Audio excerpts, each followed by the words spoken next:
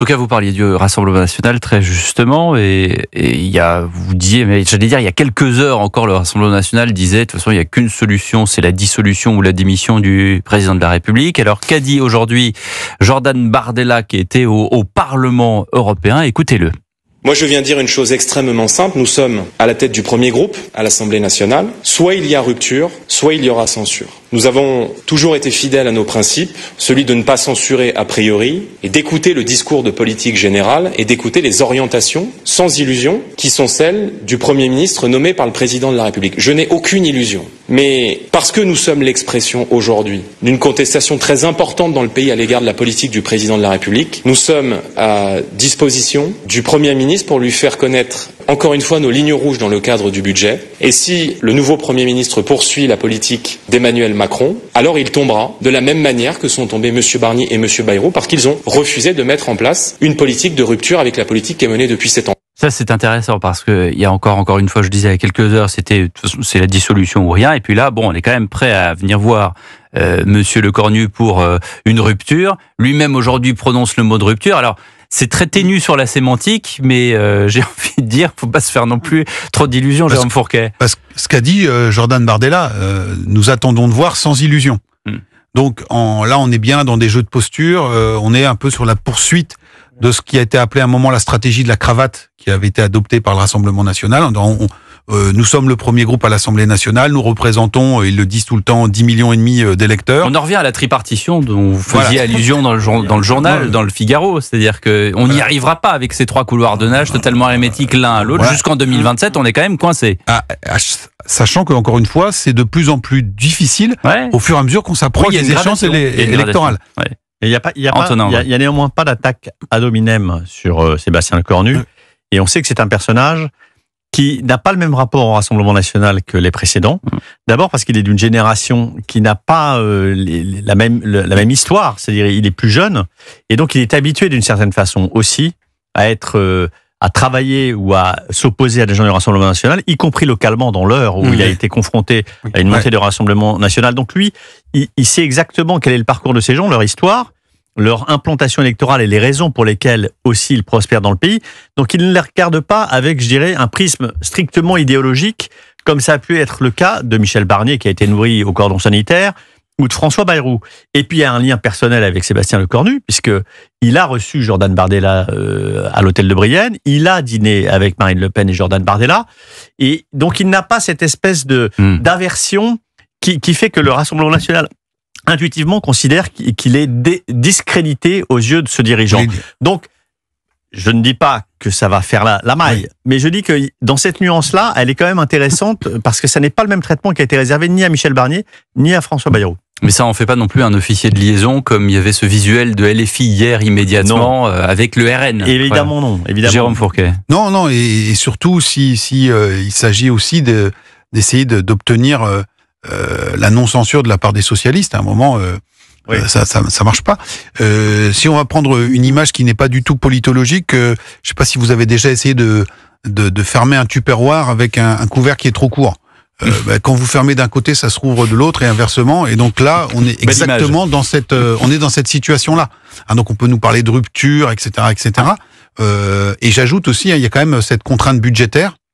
On n'en a pas parlé ce soir, mais on va en parler. Voilà. On va en parler dans un instant et ça me fait une bonne transition. 19h43, merci. Je vais vous inviter plus souvent parce que c'est rare quand même qu'on ait des bonnes transitions avec les invités. Tous les jours de 7h à 9h, vous retrouvez toute l'équipe d'Europe 1 matin. Dimitri Pavlenko, Anissa Haddadi, Olivier Delagarde, Sonia Mabrouk, Vincent Hervé, toutes les signatures d'Europe 1, Vincent Trémollet de Villers, Laurent Tessier, Catherine Ney et l'ensemble de la rédaction. Europe 1 matin, c'est de 7h à 9h tous les jours sur Europe 1, la radio libre. Et nous, on revient dans Europe 1 soir, dans un instant, avec notre invité Jérôme Fourquet. À tout de suite. Toujours avec lui aux altères du Figaro, Antonin André du JDD et le directeur de l'opinion à IFOP, Jérôme Fourquet, qui a écrit son dernier livre Métamorphose française.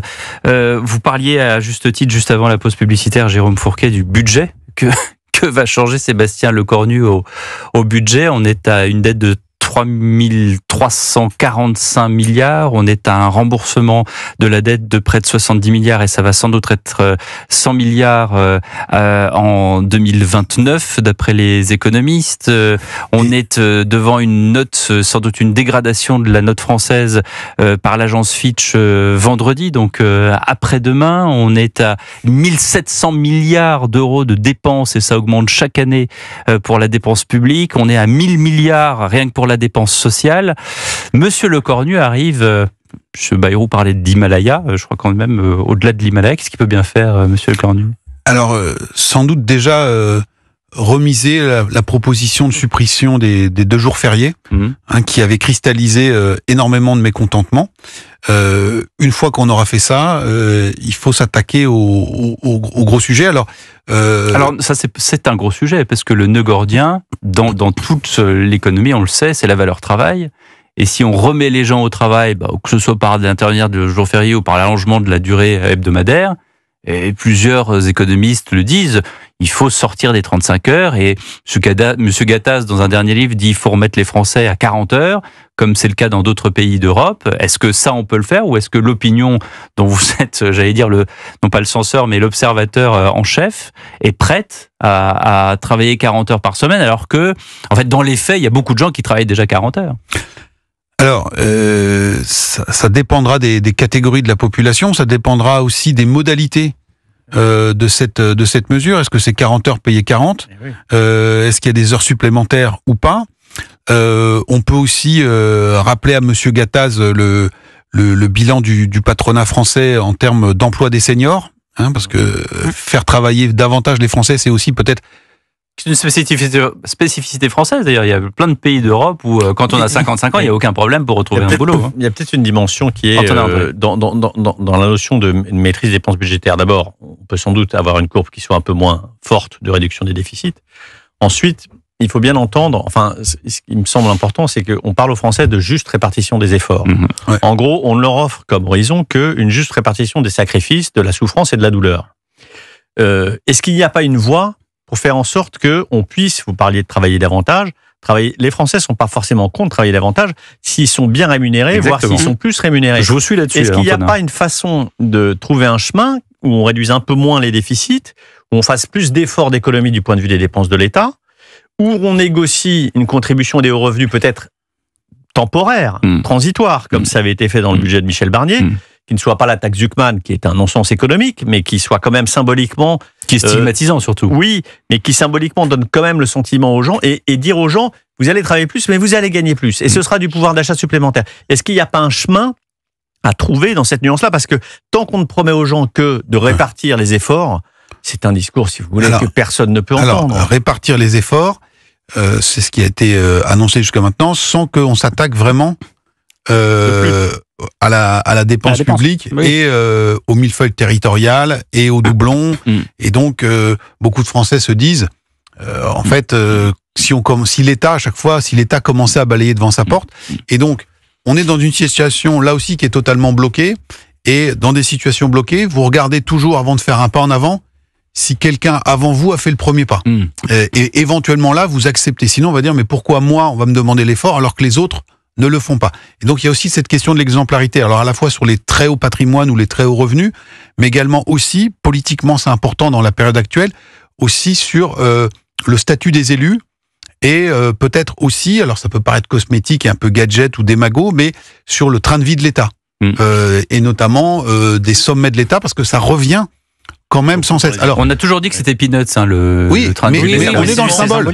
Et Gattaz, dans son dernier livre, chiffre même à 2700 milliards l'ensemble du patrimoine immobilier de l'État. Oui, dire, alors, je suis pas là pour mettre les ministres dans des algécos, mais en attendant, c'est vrai que parfois les dorures et les lambris, ça monte au nez. Et nous-mêmes, on renonce à tel ou tel avantage.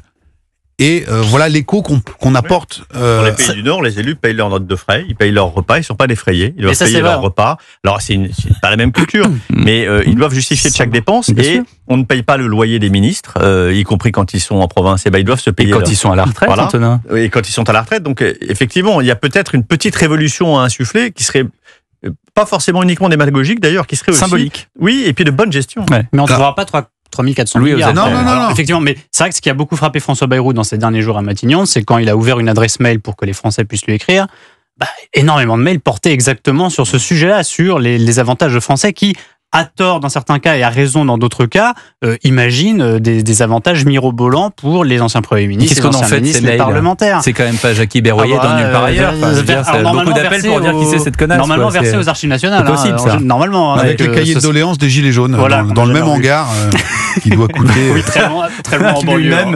Non, on a loué un hangar en plus parce qu'il n'y avait pas assez. Le patrimoine immobilier C'est vrai. L'autre question qui se pose sur le budget et qui rejoint la notion de rupture que vous évoquiez, Pierre, c'est de savoir est-ce que la rupture va aller jusqu'à amender l'héritage économique d'Emmanuel Macron. Ça, c'est la question centrale. C'est-à-dire, est-ce que oui ou non, il va être contraint de lâcher sur un aspect. Alors, est-ce que c'est la taxation des revenus, la flat tax ou ce genre de choses? La politique de l'offre, ça paraît quand même très compliqué. Mais il y a à l'évidence, dans ce que, en tout cas, de ce que dit Sébastien Lecornu, et ce qui tiendra parole, c'est on va changer sur le fond et il y aura des ruptures sur le fond. On attend de voir. Et c'est un mouvement qui, à l'intérieur dans les troupes présidentielles, les troupes macronistes, il y a désormais, pas un accord, mais quelque chose se dessine pour bouger sur la fameuse politique de l'offre qui, avant, était un tabou absolu pour le président et pour ses troupes. Dernier mot, Jérôme Fourquet. Oui, on disait tout à l'heure que le chronomètre était enclenché pour les oppositions.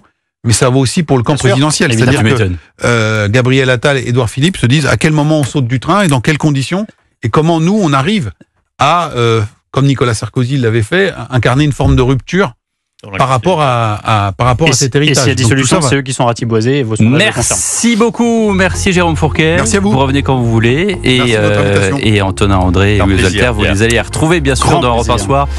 Chaque semaine, dans un instant, le journal de 20h avec un bilan, peut-être d'ailleurs updaté, comme on dit en bon français, du blocage d'aujourd'hui. Et à 20h10, pour commenter l'actualité également, le député LFI Antoine Léaumont. Restez avec nous sur Europe 1.